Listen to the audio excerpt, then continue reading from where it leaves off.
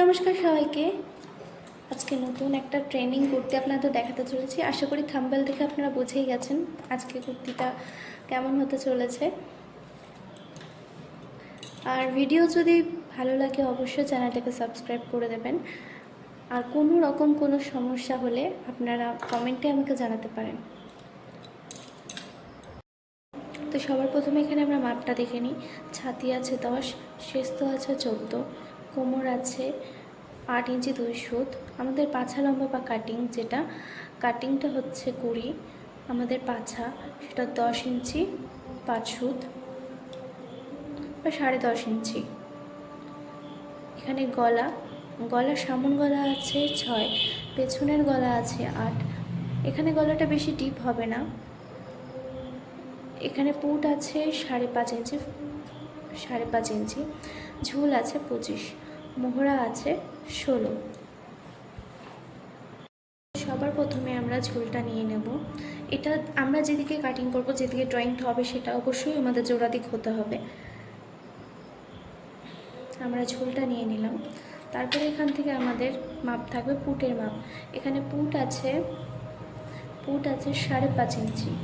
আমরা এখান থেকে 5.5 ইঞ্চি পুটটা নিয়ে নেব। তারপরে এখান থেকে যে আমাদের নামবে সেটা হলো মোহরা স্ট্রেট লাইন। এখানে 5.5 ইঞ্চি, এখানে আমরা আরও হাফ যোগ করে 6 ইঞ্চি এখানে আমরা মোহরা স্ট্রেট লাইনটা টেনে নেব। এখান থেকে শুরু হবে আমাদের ছাতির মাপ।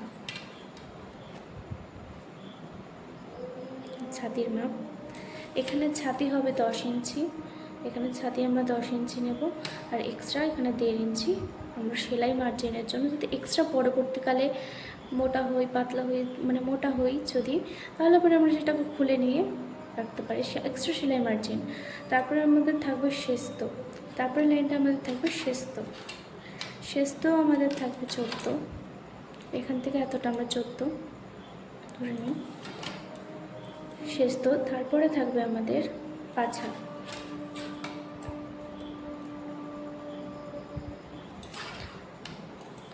শেস্ত আমাদের 14। এখানে শেস্ত প্লাস আমাদের এখানে হাফ ইঞ্চি করতে হবে। এখানে শেস্ত যে এখান থেকে শেস্তর মাপটা এটা আমরা হাফ ইঞ্চি এক্সট্রা করব, কারণ হাফ ইঞ্চি আমরা উপরে সেলাই দেবো, সেই কারণে এখানে আমাদের হাফ ইঞ্চি এক্সট্রা নিতে হবে। সেম এখানেও আমাদের পাছা লম্বা থাকবে 20, তো সেই অনুযায়ী এখানে 20.5 নিয়ে ঝুল নিয়ে এখানে পাছার লম্বা নিয়ে আমরা এখানে দাগটা টেনে দেব। তারপরে এখানে আমাদের আসবে কোমর।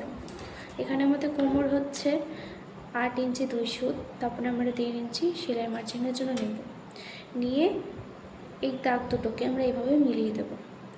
তারপরে চলে আসছি পাছায়। আমাদের পাছা হচ্ছে 10.5 ইঞ্চি। এক্সট্রা আমরা 1.5 ইঞ্চিও নিতে পারি, 1 ইঞ্চিও নিতে পারি সেলাই মার্জিন হিসাবে। এভাবে দাগ দুটোকে জয়েন্ট করে দেবো। তো ড্রয়িংটা কিছুটা এরকম দেখতে হবে, যার শরীরের গঠন যেরকম, যার মাপ যেরকম, সেই অনুযায়ী এটা ভেতরে এবং একটু বাইরের থেকে আসতে পারে, সেটা নিয়ে কোনো চিন্তা করার বিষয় না। এবার আসছি নিচের পোর্শনে। নিচে যে আমাদের ঝুলের দাগটা টেনে, আমাদের যে ছাতি আছে 10, এখানে আমাদের ছাতিটা 10 ইঞ্চির সাথে, এখানে 10 ইঞ্চির সাথে আমরা প্লাস আরও 1.5 ইঞ্চি করব। এটা হচ্ছে এক্সট্রা আমরা নেব। তারপরে আমরা 1.5 ইঞ্চি নিয়ে তারপরে আবার 1.5 ইঞ্চি আমরা সেলাই মার্জিন নিয়ে এটাকে এভাবে মিলিয়ে দেব।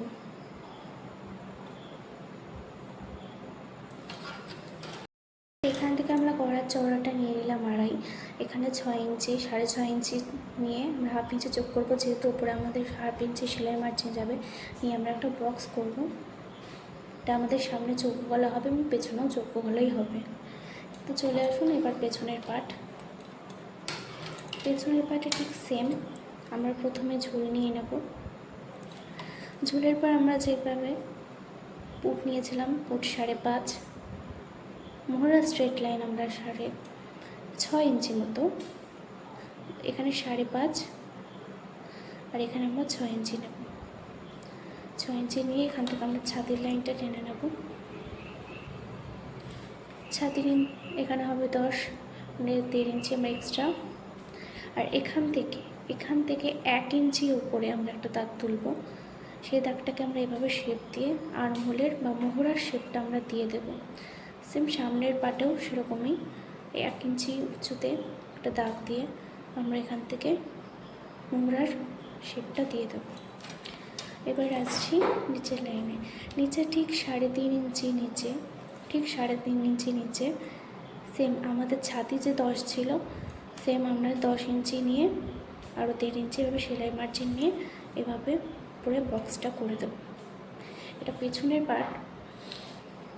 এরপরে আমরা শেষতর মাপটা নিয়ে নেবো। শেষতর আমাদের 14, হাফ ইঞ্চি যোগ করে 14.5 শেষতর মাপ আমরা এভাবে নিয়ে নেব। তারপরে পাছা, এভাবে আমরা লাইন দুটো টেনে দেবো। যেহেতু এখানে একটা টেকিং হবে, এই কোমরের মাপের এখান থেকে আমাদের কিছুটা যোগ করে নিতে হবে। আমরা দেবো এখানে 1 ইঞ্চির একটা টেকিং।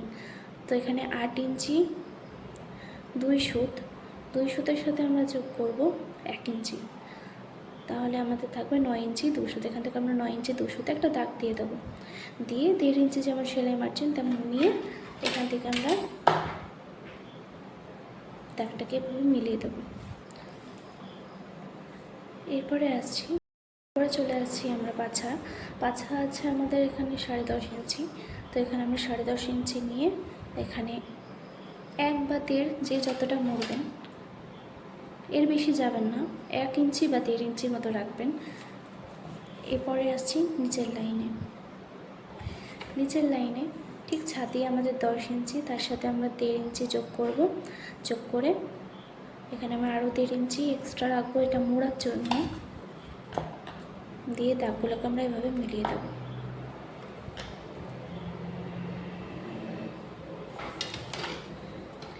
এবার আসছি আমরা টেকিং পোর্শনে আমাদের ছাতি যা আছে, আমাদের ছাতি এখানে ছিল, আমাদের ছাতি যা আছে তাকে আমরা যার যা ছাতি থাকবে তার ছাতিকে 10 দিয়ে ভাগ করে নেবেন। এখানে আমার ছাতিকে 10 দিয়ে ভাগ করে এখানে আমার বেরিয়েছে 4।